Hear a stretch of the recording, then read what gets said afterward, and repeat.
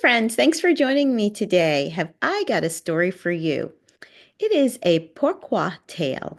And a pourquoi tale is a story that tells us why or how something came to be in the world. Like, why is it the way it is? How does it work? And I want to share my screen with you. Here we go.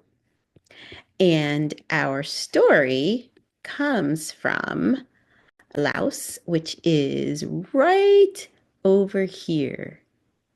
See that little red strip of land? That is Laos. Um, and my goodness, it borders Thailand and Vietnam and Myanmar and India and China. It's a pretty amazing place. And so the people of Laos tell this story, the Hmong people, and it is called, oh, and there's a closer picture of Laos right there. You can see, oh, and I didn't even see Cambodia right there that it's bordering.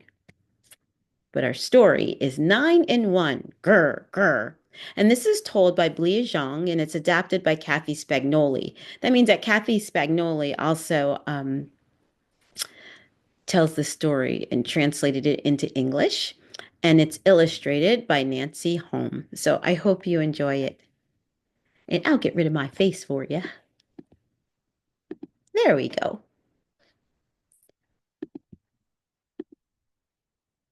Many years ago, when the earth was nearer the sky than it is today, there lived the first tiger.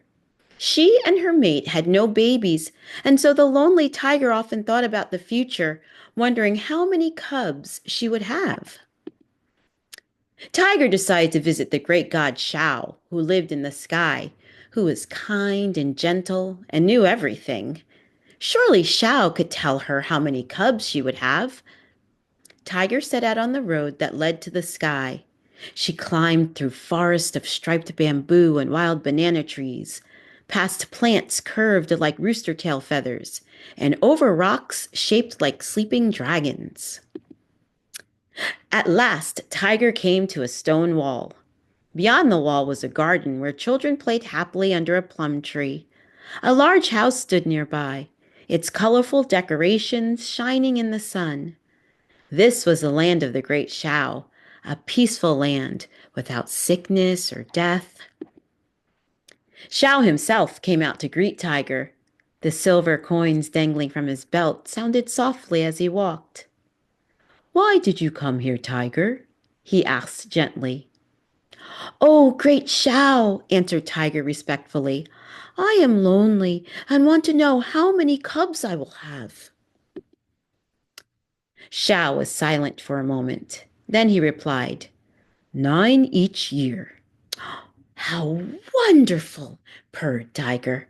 "Thank you so much, great Shao." And she returned to leave with her good news. "One moment, Tiger," said Shao. "You must remember carefully what I said. The words alone tell you how many cubs you will have.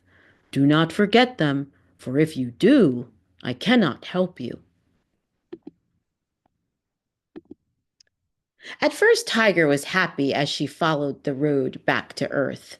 But soon she began to worry. "Oh dear," she said to herself, "my memory is so bad. How will I ever remember those important words of Shao?" She thought and thought. At last, she had an idea. "I'll make up a little song to sing. Then I won't forget." So Tiger began to sing. 9-in-1, grr, grr, 9-in-1, grr, grr. Down the mountain went Tiger, past rocks, the rocks shaped like sleeping dragons, past the plants curved like rooster tail feathers, through the forests of striped bamboo and wild banana trees. Over and over she sang her song. 9-in-1, grr, grr, 9-in-1, grr, grr. As Tiger came closer to her cave, she passed through clouds of tiny white butterflies. She heard monkeys and barking deer. She saw green striped snakes, quails, and pheasants. None of the animals listened to her song, except one big clever blackbird, the ewe bird.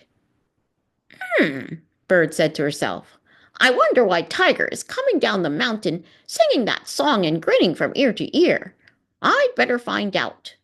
So Bird soared up the ladder, which was a shortcut to Shao's home. Oh, wise Shao, asked Bird politely, is Tiger singing over and over? 9 and 1, grr, grr, 9 and 1, grr, grr.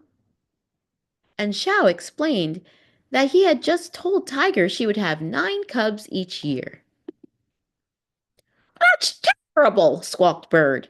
If Tiger has 9 cubs each year, they will eat all of us. Soon there will be nothing but tigers in the land. You must change what you said, oh Shao. I cannot take back my words, sighed Shao. I promised Tiger that she would have 9 cubs every year, as long as she remembered my words. As long as she remembered your words, repeated Bird thoughtfully. Then I know what I must do, oh great Shao.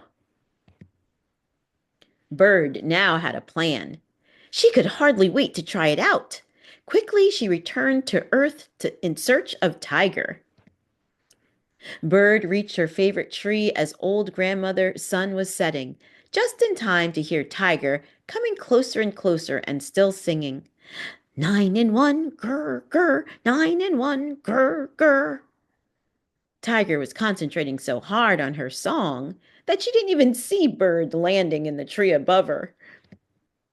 Suddenly, Bird began to flap her wings furiously. Flap, flap, flap went Bird's big black wings. Who's that? Cried Tiger. Oh, it's only me, answered Bird innocently. Tiger looked up and growled at Bird. Grr, grr, Bird! You made me forget my song with all your noise. Oh, I can help you, chirped Bird sweetly. I heard you walking through the woods. You were singing 1 and 9, grr, grr, 1 and 9, grr, grr.